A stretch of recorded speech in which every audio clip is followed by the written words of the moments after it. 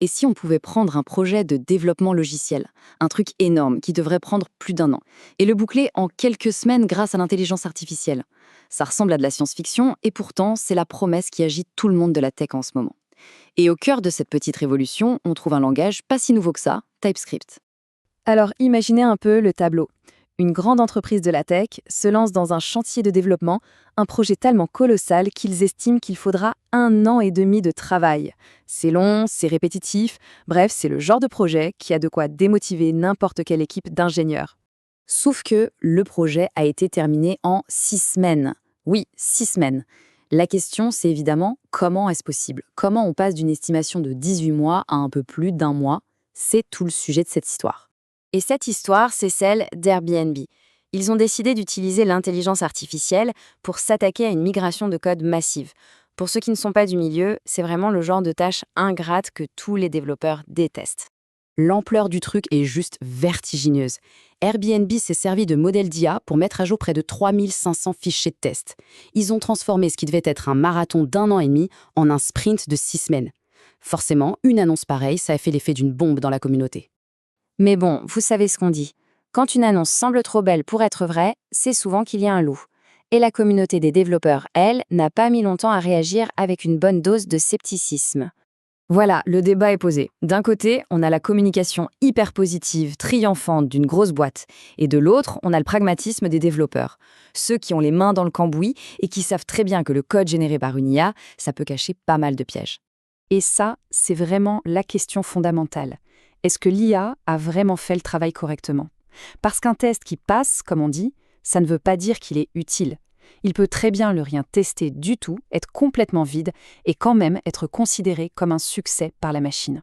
Et c'est un truc que beaucoup de développeurs ont remarqué. Les IA peuvent, en quelque sorte, tricher. Si on leur donne l'ordre « fais en sorte que ce test passe », la solution la plus simple pour elles, c'est parfois juste de supprimer la partie qui vérifie quelque chose. Résultat, le test est vert, il passe, mais il ne sert plus à rien. Et puis, il y a un autre problème. Un problème très humain cette fois, celui de la responsabilité. En temps normal, il y a un outil qui s'appelle JIT-Blame, qui permet de voir exactement quel développeur a écrit quelle ligne de code. C'est super pratique pour poser des questions. Mais si c'est une IA qui a écrit le code, à qui on s'adresse en cas de bug? La machine devient une sorte de boîte noire. Alors, comment Airbnb a pu se lancer là-dedans malgré tous ces risques? Comment ils ont pu faire confiance à l'IA?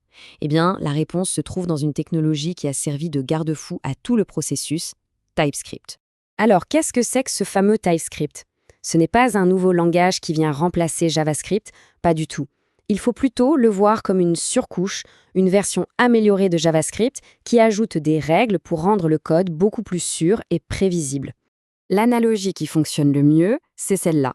Le JavaScript de base, c'est un peu comme conduire sans GPS. C'est flexible, on peut aller vite, mais on peut aussi très facilement se tromper de route et ne s'en rendre compte qu'au dernier moment. TypeScript, c'est le GPS qui vous guide et vous signale les problèmes bien avant qu'ils ne deviennent critiques. Regardons ce petit bout de code, c'est très parlant. À gauche, en JavaScript, la fonction multiply peut recevoir absolument n'importe quoi. Si par erreur on lui passe du texte au lieu de chiffres, ça va planter plus tard, de manière imprévue.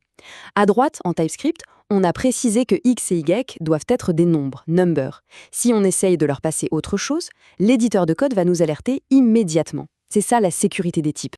D'accord, mais quel est le rapport avec l'intelligence artificielle? Comment ce langage, qui a été créé à la base pour que les humains collaborent mieux entre eux, est devenu la pièce maîtresse de la collaboration entre l'humain et la machine? Ce graphique, tiré du rapport Octoverse de GitHub, est assez dingue. Tout récemment, TypeScript a dépassé son grand frère JavaScript pour devenir le langage le plus utilisé sur la plateforme. Et ce n'est pas du tout un hasard, l'IA y est pour beaucoup. Le créateur de TypeScript lui-même, Anders Hejlsberg, l'explique très simplement. Les IA sont entraînées sur des milliards et des milliards de lignes de code publiques. Et comme TypeScript est devenu ultra populaire, les modèles d'IA en ont vu des quantités astronomiques. Du coup, ils sont devenus très très bons pour en écrire. Et c'est là que tout s'éclaire. Les fameux types de TypeScript, ces règles qu'on ajoute, ils agissent comme des garde-fous.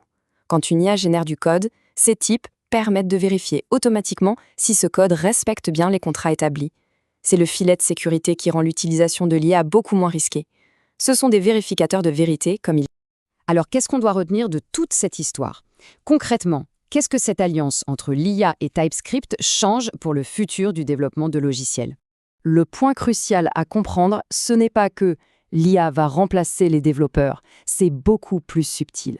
L'IA devient un outil surpuissant pour automatiser les tâches les plus fastidieuses, comme l'a fait Airbnb. Le rôle du développeur, lui, se déplace. Il devient moins un producteur de lignes de code et plus un superviseur, un architecte. La compétence clé, c'est de savoir guider l'IA et valider son travail. Et pour ça, des outils comme TypeScript deviennent absolument indispensables. Et tout ça, ça nous ramène directement à la question soulevée par les développeurs au début. Cette nouvelle ère de collaboration ouvre des portes incroyables, c'est certain. Mais si c'est une machine qui écrit le code, qui est vraiment aux commandes quand ça tourne mal? Redéfinir cette notion de responsabilité, c'est sans doute le plus grand défi qui nous attend.